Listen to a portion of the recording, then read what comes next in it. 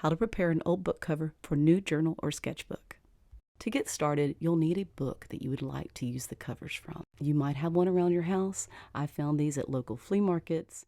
You can even find free books at your local library. Oftentimes they'll put them out on a cart when they're out of circulation. You pick them up for free. You'll also need a piece of chipboard or bookboard. This is just the back of a sketchbook. You also can use thick packaging, such as what you see on cereal boxes or food containers. You also can try thin cardboard. You'll also want some cloth or thick paper. Today I'm using DIY book cloth. I'll put the link in the description. But thick paper will work as well. PVA glue, a brush, and then something to pour the glue in. Very helpful to have on hand a cup of water and an old rag. Scrap paper to protect your working surface. These are old worksheets.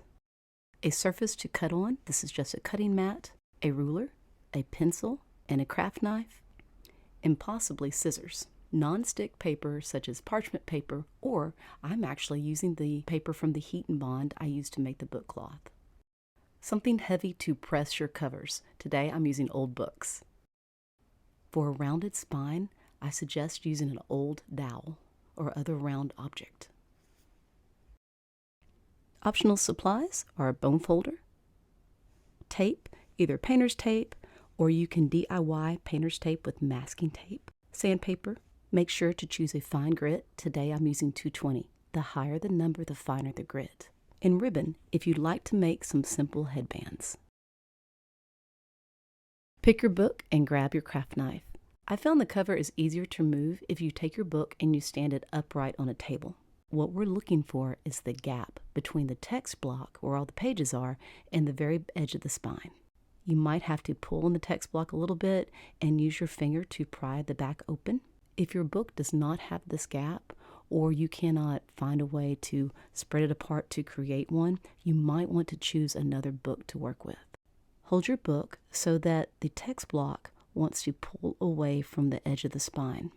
Take your craft knife in one hand, point it towards the text block. Don't point it towards your hand or the cover, just in case it slips. You don't want to go through the spine of your book.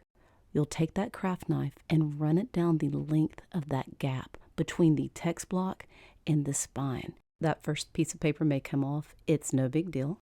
Work your way down the length of the spine and then tug a little bit and it should start to come apart. I find it helpful to flip the book over and work from the opposite end. And if you pull and it pops out, that is completely okay. That little piece right there, that's just a part of the text block. I'm not worried about that. And then we'll go to the opposite side. Once you have one side of the text block out, the opposite side is so much easier. You can open up your covers together and then put your knife between the gap that remains between the text block and the spine and work your way down and pull a little bit, and you can see the gap opening up even further. Put the craft knife back in and work your way down, making sure to point your craft knife towards the text block so that it doesn't cut the spine, and keep going until your text block is completely free. When you get to the very edge and a little bit is stuck on, it's tempting just to pull it. I suggest you continue to use your knife. Sometimes if you yank it, what'll happen is you'll actually tear the spine of your book. So use your craft knife. If the little bit of the cloth or the paper on the back of the text block is stuck on the spine, you can just pick it off or use your craft knife.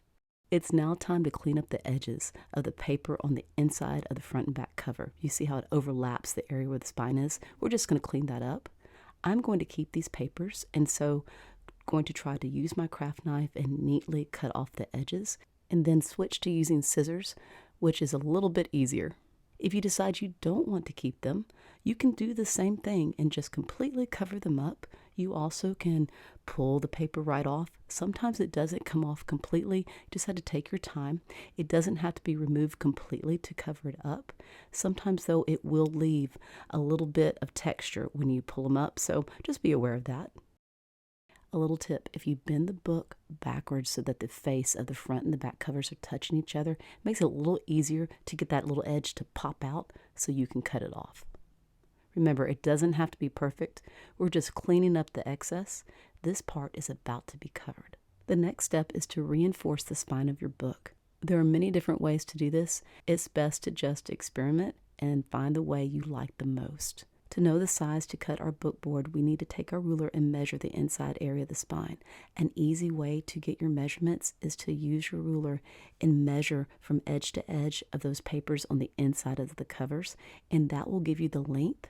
And if you have taken off those papers, don't worry about it. You can measure from top to bottom of your book and then subtract a little bit of the measurement so that your bookboard, when you cut it, doesn't overhang further than you want it to be. Then take your ruler and measure across the spine to get the width. Mine is about 3/4 of an inch. Just an idea, if you write it down, it's a lot easier to remember these measurements. Next, it's time to take your bookboard, chipboard, old sketchbook, or cereal box that we're using, and we're going to test the grain. Bend that board a little bit, and if it feels like it bends easily, that is the direction that the grain runs. That's how we're going to cut it. Use the measurements that you took for your bookboard and go ahead and cut it down. Usually the knife doesn't go through in one pass, so take your time. It might take a few passes. If you're like me and have a hard time cutting tiny pieces, I like to take a little piece of tape and pop it on the edges so things don't scoot around while I cut.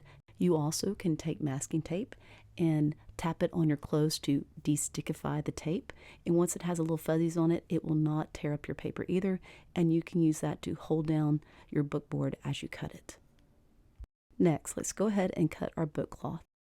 You need to at least cross over the spine and over the covers just a little bit so that it protects the hinges of your spine. If you're like me and tend to cut things a little bit too short, what you can do is cut it the width that you want. Then we can cut it down after we position it where we want it. I cut mine so that it crosses over the covers about a couple inches on either side and then left it longer than the length of my spine. Once you've cut your cloth, just go ahead and set it aside. Then grab your scrap paper, your book cover, a bookboard, PVA glue, a brush, something to put the glue on, and if you like, an old towel and a cup of water. Go ahead and pour out some glue, and then what you're going to do is cover the inside of the spine, making sure not to go past the area that you want to place your bookboard in. I'm trying to work it underneath the edges of those papers on the cover that were lifted up a little bit, and probably using a little bit too much glue. You might find the glue absorbing some. That's completely okay. If glue gets in the wrong place, you can just wipe it off. And I almost forgot, if you want to add headbands, the ones that were on the original book, you can go ahead and pull them off. It's just the little ribbon pieces on the edge of the spine, and I'm just going to pop mine off and put them on. You also can fold over a piece of ribbon, and that works great too. This is very easy. Just cut a piece of ribbon, about like a couple inches, and then you can take some glue, place it on the inside, fold it over, and press it so that it stays. You can let them sit for a while, or you can straight up use them now.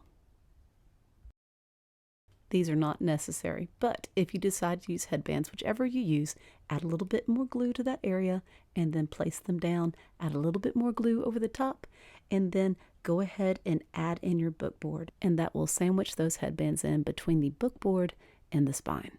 Check your edges for any glue that you need to clean up a little bit. You could let this completely dry, but what I like to do is go ahead and glue in our book cloth, and then we can curve the spine. So I'm adding more glue over the top of that bookboard, and then I'm going to add it on the area of those covers where the book cloth will go over the top. Maybe a little bit less than those areas, because once it's on there, I can go back in and pop some glue under the edges, and I don't have to worry about it oozing out. Go ahead and press your book cloth in place. I like to line mine up at the top and then press it down and allow any excess length to hang out past the bottom of the spine, and then I can go back and cut it off. Once you have it all lined up, take your bone folder, or you can use the end of a paintbrush or other rounded object, and work that cloth into the curve between the covers and the bookboard. And you're going to press it down so that it gets all up in the little grooves. If any excess glue squeezes out the side, you can take a little rag or paper towel and just wipe it up. Before moving on, double check that your book cloth has been pressed into the grooves. You can check it again with your bone folder or the end of a paintbrush. That works really good. And then now it's time to cut off the excess book cloth. The easiest way I found to do this is I just take a chalk pencil or a color pencil and I go along the bottom and mark where I want to cut. And then I flip the book over And I tried it on the table at first, but usually I just do this in my lap. And I just go around and it takes a second and I use the scissors and I just clean up those edges. If you have measured the cloth exactly, then you don't have to worry about the step. A little tip to keep your brush from drying with the glue on it, go ahead and pop it in the cup of water and just set it to the side. It's going to take a minute to fix it with the scissors, and that's completely okay. If you cut it too short or cut too much off, you can always go back and add another little cute piece of cloth. You can paint it if you want to. There's easy ways to hide it. You'll just have to experiment a little bit. It's really no big deal. If your brush has been in the cup of water, go ahead and remove it and wipe off any excess water and double check that the edges of the book cloth have enough glue on them to hold them down. Add a little bit more glue to your brush and then take that glue and run it underneath the edges of your cloth and then press those edges down. Check the grooves in your book cloth one more time to make sure that they're all tucked in nice and tight, and then now it's time to go press our book. To press your book, you'll need some nonstick paper such as parchment paper, or like me, if you use the heat and bond to create your book cloth, you can use that nonstick paper. You're going to put your book inside the nonstick paper and then lay heavy things on the top. What I did is I'm just using these cutting boards and then laying heavier books on top of it. I have these cutting boards I use to protect surfaces. I'm using them, but really you could just stack heavy books right on top. If you want, you can leave this overnight and your book spine will dry nice and flat. If you want to curve your book spine, an idea would be to leave it for a few hours and then pull it out before the glue is completely dry. You'll want to do this before the glue has completely dried and set. Pick the size of dowel or curtain rod or whatever it is you want to use that's round. You could even try a pencil if you like. And you're going to put it between the covers of your book up against the spine and press the spine around so that it curves around that round object. This takes a little bit of effort. If you were to do this without having a round object in the spine, you could crease it or bend it in a way that would want to crack. So this is a little bit easier. It keeps the pressure off the spine itself and it puts it on the dowel. Every once in a while, check your book. You can turn it upside down and do it from the opposite direction. And when you're happy, you're good to go. Once you've curved the spine of your book, you probably don't want to place it back underneath the books. I just let mine sit out and they end up being okay. I do still lay mine flat to dry, and there it is, completely done. But there's one more thing I really enjoy doing, especially if I want to make the book look old, is to take a piece of fine grit sandpaper, today I'm using 220, and just run it down the spine of the book and I rough it up. And if there's a really bright label or logo or very shiny stuff on the side and I want to get rid of it, I just kind of scratch it up. That's it. Be careful about getting the dust on the inside of the book if you have a light book cloth, but I just take a towel and just wipe it off. And that's it. Thank you so much for joining me, and I hope you found this tutorial helpful. Coming very soon, I'll be posting the crossed snowshoes binding, which works with this style of hardcover book, and other tutorials that work with it as well. In the meantime, if you'd like to keep sewing, check out this video.